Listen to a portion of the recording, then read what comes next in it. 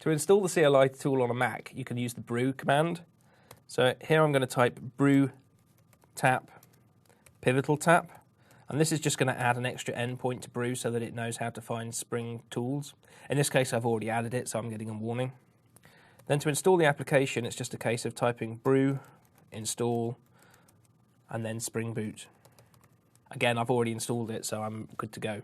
If you're working on another operating system like Windows or Linux, install instructions are available from the Spring.io website. Just look at the docs section under Spring Boot. Let's write a simple Groovy script that we can run. I'm just going to use a simple text editor to get us going.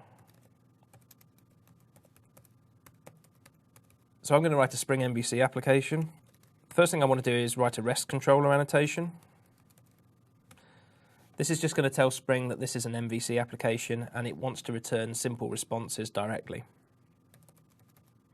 I need a class, and then I want to set up my request mappings to tell Spring which routes it's going to map to which endpoints in the code. Finally, I can write the method body and return a response.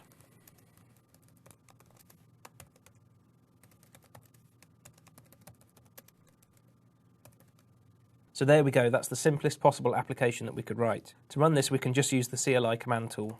Spring, run, and then the name of the file. If I jump over to a web browser,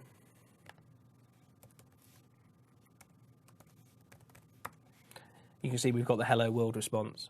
The CLI tool includes a number of other commands that you can use. If you type Spring, you get a list of them.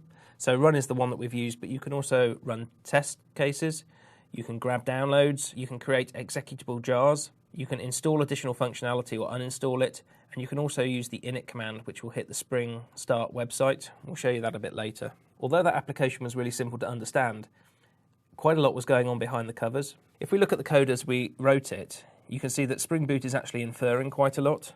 So here's the code that we wrote: REST controller, example class, the hello method that returned hello world, and the request mapping. The first thing that Spring Boot CLI does is add some additional import statements.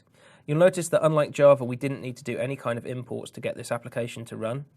So here we have the REST controller annotation imported, but actually the Spring Boot CLI adds quite a few imports. The next thing that happens is Spring needs to download the actual dependencies that it needs. And it can infer this from the annotations that you're using. So since we've got a REST controller, we know we need to go and grab the Spring Boot web starter. If you haven't seen grab before, it's a Groovy annotation. It's effectively a built-in version of Maven. So you can say, I want a particular coordinate, and it'll go and download the jars. The next thing that the CLI does is add auto configuration for you. Auto configuration simply says, look at my application and try and configure it the best that you can. When we come on to the Java examples, you'll see that you have to add this annotation yourself there. But with the Groovy CLI, it's just added automatically. And the final thing that happens is we get a main method added. This just allows you to run the application straight away. As you can see, with all this code here, this is starting to look a lot less like Groovy and a lot more like Java. And when we come to write the Java examples, we can see how that code looks.